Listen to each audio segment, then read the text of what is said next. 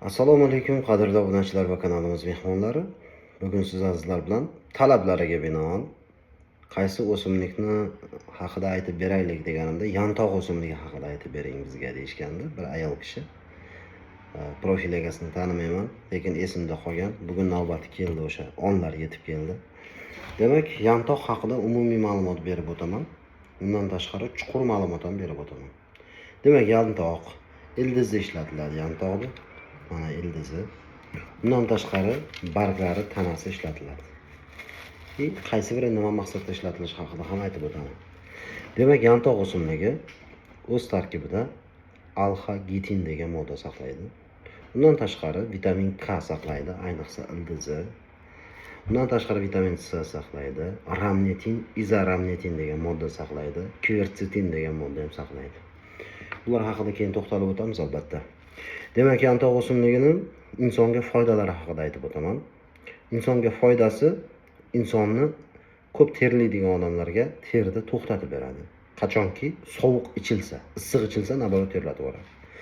Muzday qilib ichilsa terni to'xtatar ekan. Demak, kalit bor bemorlar, ichaklarida yallig'lanishi bor bemorlar enterokalit, kalitga zo'r yordam beradi. Oshqozon yarasiga yaxshi yordam beradi. Gemoroyga yaxshi yordam beradi. Demak, undan tashqari bu o'simlik buyrak yetishmovchiligi bor bemorlar, HPN deyiladi, kreatinini oshib ketgan bemorlarning kreatininini tushirib beradi.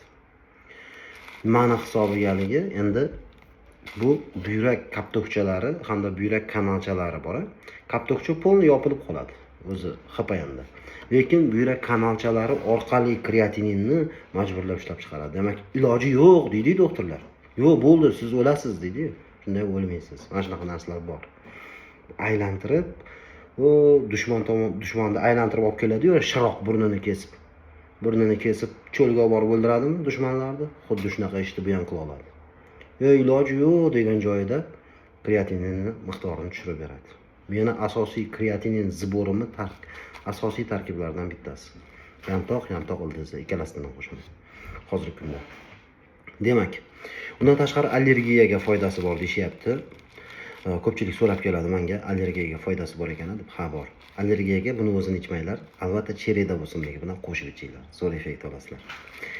Demak, allergiyaga foydasi bor, astmaga foydasi bor ekan. Buni uncha-munchasi bilmaydi. Endi allergiyaga foyda bo'lgan ekan, astma ham o'zi allergik заболевание, unga ham ta'sir qiladi. Demak, hech kim aytmagan gapni aytaman. Leykopeniyaga ta'sir, qon rakiga ta'sir qiladi. Alga-xitin degan modda hisobiga, boya aytib o'tgan modda hisobiga qon rakiga, ya'ni qonda leykotitlar tuk tushib ketadimi? Bemor rangsizlanib qoladi. Пожалуйста, mana qo'linglar ostida turib damlab ichinglar, zo'r effekt olasizlar. Ko'tarib beradi leykotitlar miqdorini. Demak, leykotitlar miqdorini ko'targandan keyin anemiyaga ham foydali ekan. Ha, anemiyada ham gemoglobinni ko'tarib beradi. Demak, endi kimlarga mumkin emasligi haqida aytamiz-ku, yana gapiraveramiz bu foydalarini. Yana foydasi bo'lsin mayli. Foydalar, sahrga foydasi bor. Sahrni tushirib beradi, miqdorini tushirib beradi. APF ingibitorlarning miqdorini oshirib beradi organizmda. Bu degani почечный давлениyaga zo'r ta'sir qiladi degani. Undan tashqari qon tomirlaridagi xolesterinni parchalab beradi. Qon tomir devoridagi xolesterinlarni eritib berar ekan bu. Qaranglar, buncha go'zal narsa bo'lmasa, bu oddiy narsa-yu bu. Ko'chada o'sib yotibdi. Demak, yantoq o'simligi kimlarga mumkin emas? Yantoq o'simligi mumkin emas bo'lgan holatlar o't qopida toshi bor bemorlarga qo'shilmaydi, berilmaydi. Buyragida toshi bor bemorlarga berilmaydi, chunki o't haydovchi, siydik haydovchi xususiyati bor. Demak, u yantoq o'simligini yana kimlarga berilmaydi? Ko'proq terlay olmaydigan kasallik bor. Terlay olmaydiganlar bor. Agidremiya deyiladi. Shunaqa kasallik bor. Ularga mumkin emas. O'zi terlashni pasaytiradi deyapmiz, u battar terlashi chiqmay qolib temperaturani обмен buziladi. Vodno-solyovoy обмен bilan qo'shilib temperaturani обмен buziladi. Teri o'zi ko'proq temperaturani teridan chiqarib turadi-yu, organizm. O'sha chiqmay qoladi buni ichgandan keyin, qiynaladi bemor. Shuning uchun ularga mumkin emas. Endi buni qanaqasiga ichamiz degan savol bor.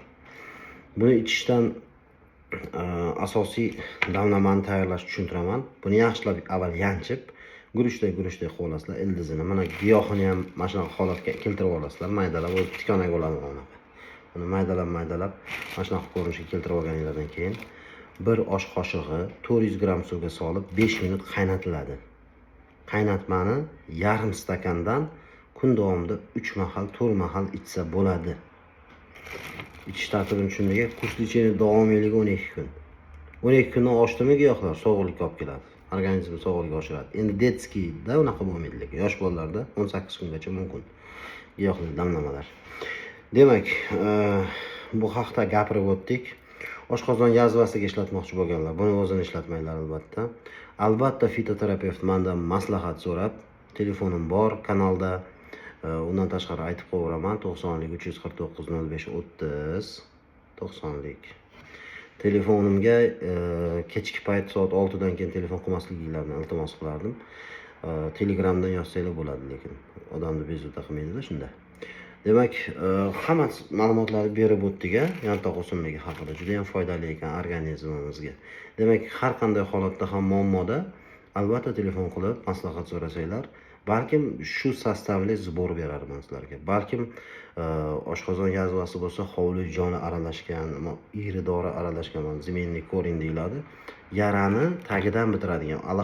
Hali yara haqida alohida video qo'yaman. Oshqozon yazvasini davolash haqida juda ko'pchilik bizda yaxshi bo'lib ketyapti. Shuni video qilib qo'yish niyatim bor, lekin vaqti soati bilan albatta video qo'yamiz.